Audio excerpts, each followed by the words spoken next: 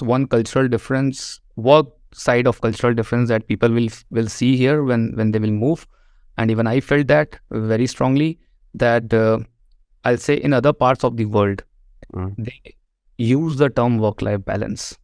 But in Europe, specifically Germany, I can speak because I'm living here, they actually mean it. Work-life balance is a reality here.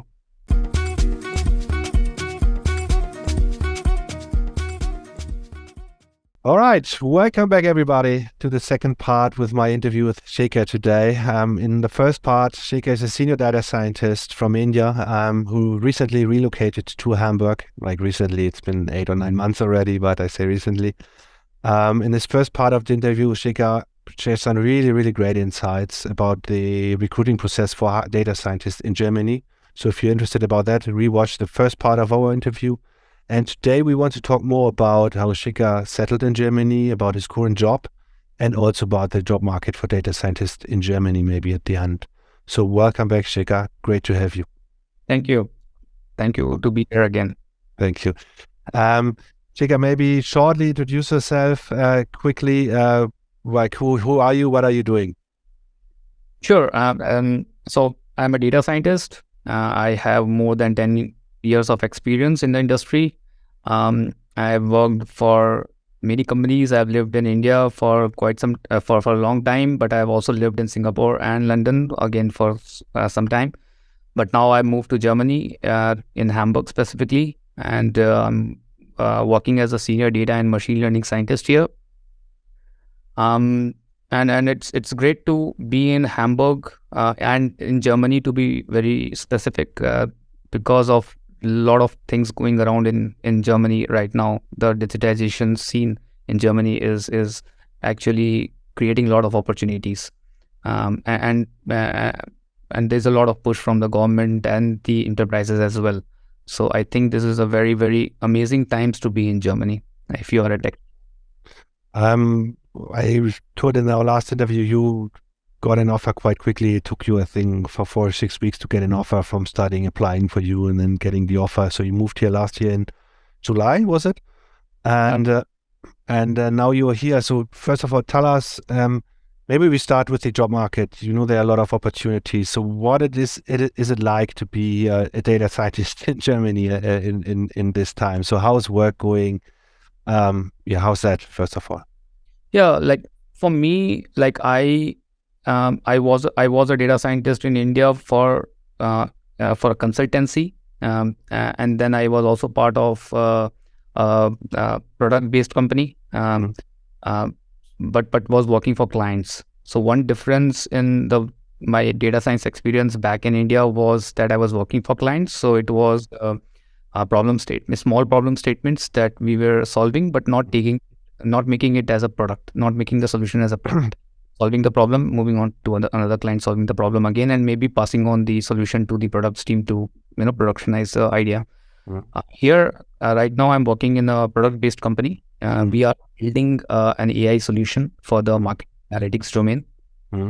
So it's very, very challenging and very interesting because we know the problem statement, and it's not just we are gonna solve it using some a fancy algorithm, but we are doing everything from scratch. We are solving the problem statement using machine learning, and then we are also designing the entire end-to-end solution, taking it to the production, working with the engineering team to bring the solution to the UI, and in the back end keep researching and improving the AI models. So it's a very, very full stack data scientist kind of role. Cool. If we speak about tech, what technology do you mainly use on a day-to-day basis? There are many. So let's start with programming languages.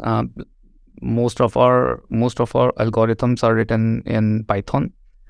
We have a good algorithms written in R as well. So they 30% R, 70% Python.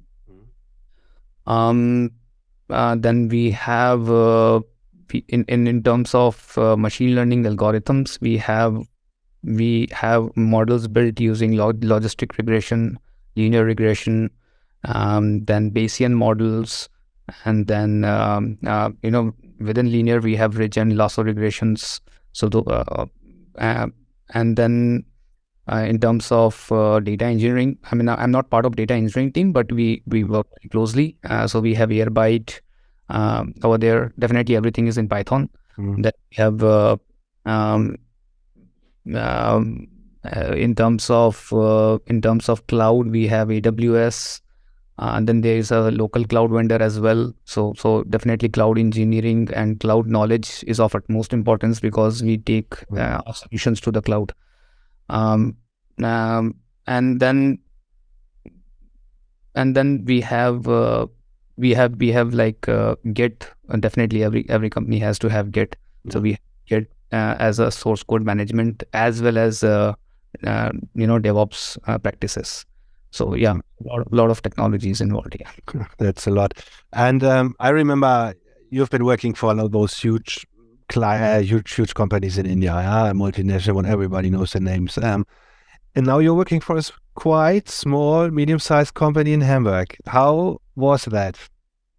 So this is very interesting, I'll tell you, because I have heard about it, but now I'm experiencing it, right? In India, a little different, right? Because there are a lot of people working in startups, but most of my friends, let's say for example, were working on big MNCs, including myself, right? But here, when I meet people, it's very common that everybody works in a product based, in a startup company, right? And it's very normal.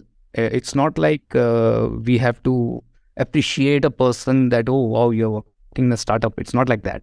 It's very common. Yeah. Right? And even my startup that I'm working in, it's around 10 years old. Because they hire very selectively, right? 10 years right now they have around 40 to 50 employees. That's it, right? So that is another difference, right? In India, when we see a startup growing, many folds, right? Even 1,000, 2,000 people in a span of 1 or 2 years. Yeah, you can see the difference here, right? And in Berlin, you are there, and you know that how many startups are there, and they are also hiring very aggressively, and it's quite common to work in a startup, and I don't see much, difference. Definitely, there is a difference in number of people working with you, right? So it's less, and you have more holistic responsibilities, which is good if you want to grow. But other than that, I don't challenges as such working in a company with less people. I find it very, very, very good. Very more visibility is there, because if you are producing or developing something good, it becomes quite visible to the entire team, and everybody gets interested to understand what's happening. So I feel it's very, very nice to work in a startup in Germany. I'm quite comfortable. To give you another perspective, even in the companies I have worked with, every company right now tries to work in a startup mode, right? I was part of a project in the company, but that project is working as a startup. That means very agile, and always open for new tools and technologies to be integrated within the system, right? So I was already aware of how this startup culture works, but now I'm working in a startup, and it's great. Cool. But I think in the beginning you had to change your mindset a little bit when you were applying for those, and I told you now there are a lot of small and medium-sized companies in Germany. It's quite normal to work for a company with like 50 employees, and I'm doing that with a lot of guys from India I'm speaking to for the first time. I thought, only 50 people working in this company? Oh, I cannot work. I want to work at least. I said, it's job security is good. Salary is usually quite good, and work-life balance is also good. So, what is your daily structure like? I guess you're also quite happy with how you can arrange your private life and work, right? Absolutely, and I think that's one cultural difference, work side of cultural difference, that people will see here when they will move, and even I felt that very strongly, that I'll say in other parts of the world. They use the term work-life balance, but in Europe, specifically Germany, I can speak because I'm living here, they actually mean it. Work-life balance is a reality here. So if you're coming from a country like India, where sometimes not everybody has the same experience, but sometimes you have to stretch a lot, right? and that's not going to happen here. Mm.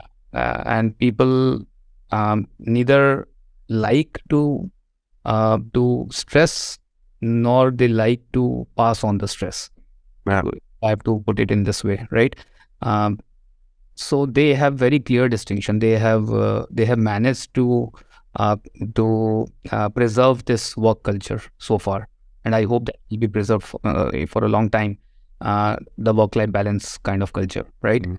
So everybody knows that there is a life beyond work. They follow it, and they encourage within their organizations and within their teams as well. Which was a little different for me when I first came, but then now I am liking it and enjoying it. Awesome. And speaking of your team, you said it's like 50, 60 people. Like, is it an international team you're working with? If so, or is it only Germans and you?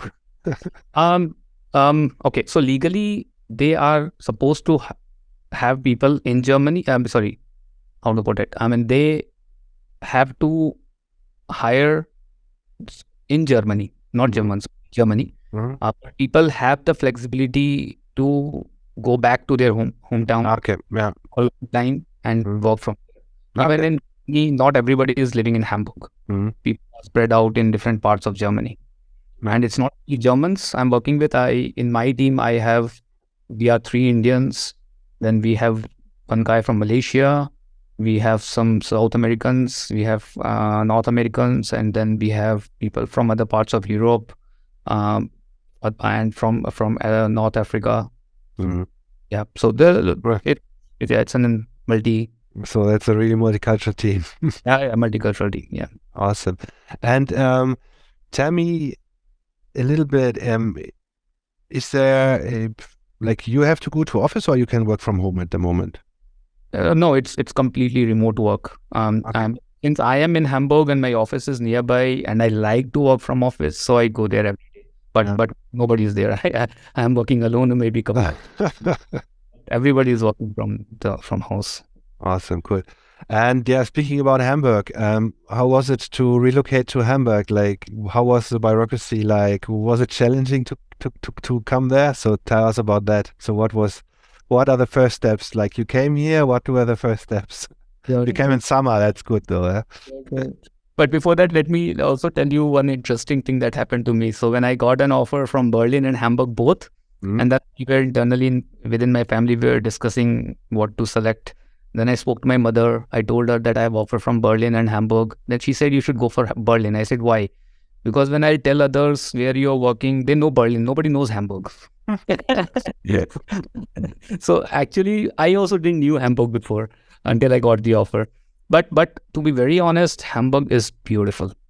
It's the second largest city in Germany, and it's really beautiful. Not too huge as Berlin, and not very small but it's in terms of area, it's middle. So when I came, I immediately bought 3 bikes, one for me and my daughter. Awesome. Yeah, and it's everything is within 20 minutes distance, no matter where you want to go to Hamburg. And I know even after a couple of 1 or 2 years, if I buy a car, I still use bikes to commute because it's faster than travel than car. It's infrastructure is so good for parking, and then weather is amazing here. So yeah. And it's amazing in Hamburg. You know what they say about the Hamburg weather in Germany, yeah?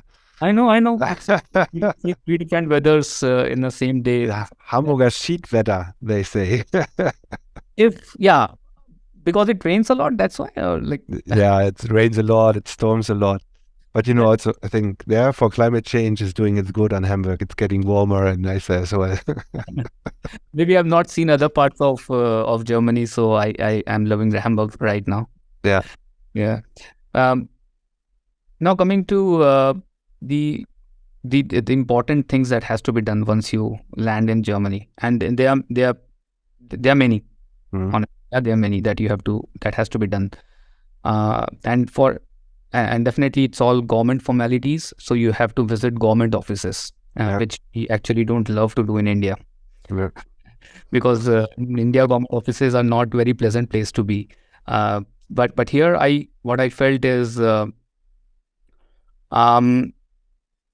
I was initially told by many of my friends that it's the process is very cumbersome and there are a lot of hurdles in order to do them. So let me name what are the different things you have to do as soon as you land in Germany, right? Number one, you have to get yourself the city registration done, right? Which we call as Anmeldung, right? Yeah. And because once you do the city registration, then you be able to open your bank account, Yeah. right? You will be able to get the salary. Then you have to, if you have kids, you have to apply for Kindergeld, right? Then you have to apply for your blue card because you're in D visa, and then you have to get the blue card done, right? Just a second, because I don't think many people know what Kindergeld is. So in Germany, you get child support money, which is, I think, now 250 euros a month for each child you have, tax-free from the German state to support your child. Sorry to interrupt. No, that's important to everybody to know. And so now for city registration, I was told that not only the documents that you are carrying is required, but also you may have to translate it to German and also get it apostilled, which people say that it's very cumbersome process. Somehow, I don't know, it's Hamburg or the office I have visited in Hamburg or just my sheer luck that I didn't lose anybody. Okay, my documents, I was an English speaker. Everybody in my office where I visited was speaking to me in English. Nobody asked any translation, any apostille, everything was done smoothly. Perfect. So I went with my family and everything was done in like 15 minutes. And yeah. Awesome. Yeah. Then as soon as you do the city registration, you get the tax ID, which is of utmost importance. Yeah. Right. So that came to me in post. Then I used my city registration to go and get the bank account open. Now there are some bank accounts which will not open your account if you don't have a blue card, but will let you open if you have a city registration. So with city registration, I got my account opened. Right, and then Kindergeld also need blue card. So I applied with my city registration and my D visa, but money didn't immediately. So I got my blue card in December. And then I went and submitted my blue card in my application, and from January the money started coming. So yeah, the blue card is the working visa you get in Germany if you're a tech and IT professional and you have a university degree. It's actually the best visa type because you can also apply for a PR quite quickly, huh? Absolutely, yeah. So you get it for 4 years, and your dependents get it for 3 years. Yeah. So blue card done. Again, for blue card also there was a lot of skepticism that it's a cumbersome process, and the foreign office don't really. Everybody speaks in English, and never know what secret document they will ask for. For me, I just went there. They didn't even ask for any documents. They had all the documents. So I guess it's blue card because it's a little premium visa. So they had all the documents, no question asked. They just asked us to sign some forms. We are done. In 4 weeks, we got the card in our hands. So that was very, very smooth. One thing also, people should know that there's a lot of waiting time in blue card, right? So I was lucky I got an appointment in December, but people who came in last year, Feb, have still not got the appointment. That's also one thing that people should know. But again, you don't have to worry about it. Even if you don't get the blue card and the visa is expiring, they will automatically send you a fiction certificate. So nothing to worry about. You will not be thrown out of the country. Absolutely, yeah. And people actually, including myself, we were very worried. What will happen? My 6 months is going to expire. What happened? So, but it's very easy. Nothing to worry about. I think those were the few formalities which seemed very much, but actually it's not. If you are well prepared, you have all the right documents, and again, if you have good luck. Especially if you compare it to the visa process, for example, in the US, I think Germany is very straightforward in that regard. We can't compare that. I mean, still there are some hurdles, and not everything is going perfect, but mostly it will work out in the end. And now, apartment. Did you find your final apartment by now, or are you still in a temporary one? Okay, that's another story. So when I was in India, everybody has to do it. They have to get a temporary house, right? That's what I did. I got a house. Some houses have 3 months of lock-in time. Some has 6. For me, it was 6. So from July to December, I had to stay in this house. Luckily, we liked the house, and luckily, the owner agreed to convert that temporary Oh, agreement to a long-term agreement. awesome.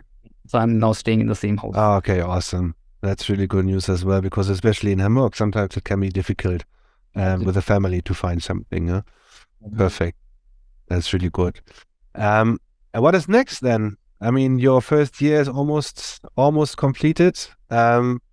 What's what are your plans? What are your plans for the summer, for the school holidays? Are you traveling back to India, or are you staying here? Are you going for holidays over here? So what have you planned? Uh, Not yet planned, honestly. And that is another thing that we have to learn from, I'll say Germans. Planning is very important, and Yeah. you can plan even a year ahead of time, which we usually don't do. But yeah, I mean, I see that it's very, very important and good to plan ahead of time. Will take time, but we'll reach there. No plans as such. We are thinking of going to India, not sure about it. Mm. But in terms of next milestones to achieve, is two things. One is German, learning German. Yeah. Yeah, and another is getting the driving lessons. So, Yeah, that's another thing. How about you have your bike for the moment? That's also fine. Summer is coming. see, even if I get the driving lessons, even if I buy the car within city, I'm not going to use the car. This is only for traveling in Europe. That's cool. Yeah.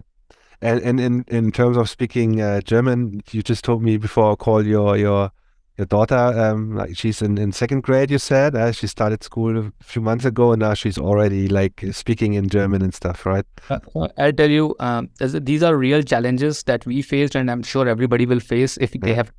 Like my kid was not very happy when he planned to move to Germany because she has to leave behind her friends and everyone, right?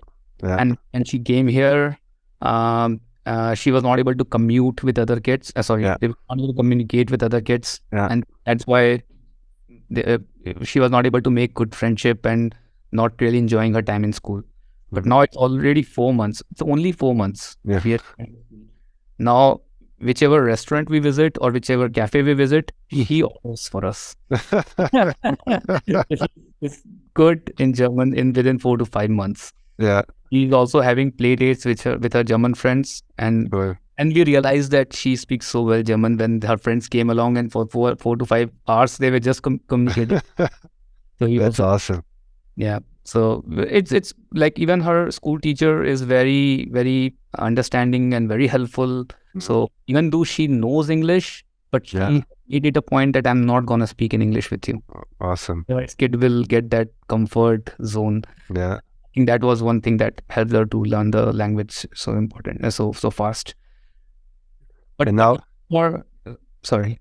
No, sorry, keep on. I was telling that this is also not only for kids. I think for adults as well. It's important to know, like, to get a job, definitely German is not required. If you know it, even to live here, like I'm doing my job, day-to-day job. It's not mandatory for me to know German. Yeah. But still, you have to learn for getting progressing here, right? By getting more, opportunities if you want to move, right? And to really, really integrate in the society, right? Yeah, that's true. So, if you are planning to come here for long term, so knowing the language is very, very important. And to get your PR, to your permanent residency, I think your permanent residency, you can apply, I think, after 22 months already if you have B1, but that's hard. Or after 33 months if you are an A1, and A1 is really basic. I think you get that quite fast. My friends, they are telling that people may think that they will get A1 and 33 months and they will get the PR. What they are saying that in foreign office, sometimes they don't even ask for A1. They will just see whether you are able to communicate. Yeah. So you have to learn. Yeah, that's true. Awesome. All right, and maybe you have to pick up your daughter soon, so we have to hurry up. One last question about the job market. What skills, in data scientist, would say is most required at the moment in the German job market? If you look at, is it more computer vision? Is it NLP? What fields? What do you have insights about that? What would you say? What should you be good at to get a job in Germany? See, when I talk about data science opportunities, okay, I don't really, my personal thing, I don't really like to segregate in terms of different domains within modeling process. For example, computer vision, NLP, predictive analytics, or maybe Bayesian analytics, right? Let's not segregate it that way. Yeah. I always like to segregate in three different pieces. One is data engineering, Yeah. data science, and ML ops. Yeah. And mostly jobs will come within these three domains. Yeah. Yeah. If you are a data engineer, be very good with databases, be very good with Python, be very good with SQL. Yeah. If you are a data scientist, you should know data engineering concepts at least. If you have working knowledge, great, but you should be very good with your algorithms. And as I said before, know in and out of any algorithm. Okay, don't know for the sake of knowing it. You should be very good with in the different experimentation process. You should Python is of utmost importance. If you know R grade, and then coming to ML ops, it's like very similar to DevOps, but it's specific to machine learning models. So you take your models and then productionize it. So you have to have a lot of cloud experience. You have to have a lot of Linux experience. And then there are different tools that actually help you to do the ML ops for you. So openings are basically within these three domains in data science. Yep. And I see equal amount of opportunities for all three of them, and they are in abundance. But again, the reason I know many people have opted for services like you guys are providing is because it's very difficult to find jobs which need people who are really not in Germany, or need people who are English speakers, or need people who there are two or three different constraints, and then those constraints are met, then they will process your profile. So so that's why, like, if I personally did not had time nor patience to look out for such jobs, right? And then there is also very, like you have told me before, that even the resume has to have that German touch, right? They will feel that it's really they will feel a connection with the profile. So those kind of things, I guess, I was very much sure about it that I'm going to get a professional service, and that's why I opted for you and worked out well for me. So Perfect. all important things, yeah. And again, just your technical skills will not make you through. You have other skills which I have already spoken about. Yeah, that is true. Thanks, Shekhar. I think it was really interesting. I could keep on talking with you for another hour, but let's call it a day. I think you need to pick up your daughter from school as well. You told me before.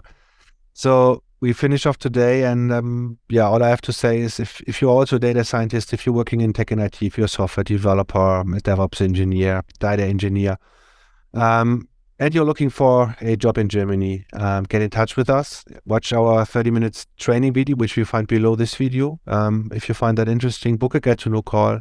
There we will assess your skills, and if we like it, we will move on to a second call, a 45 minutes video call, where we discuss about things in detail. And if we're both on the same page, then we start working together. Usually it takes 2 to 3 months to get an offer in our program. So hook us up, get in touch with us. If you're not interested directly, watch other videos, follow us, and then sign up whenever you like. So far, thanks a lot, Shekhar. It was really great meeting you again. Thanks for all the insights. It was really helpful. Bye-bye. Ciao. Auf Wiedersehen.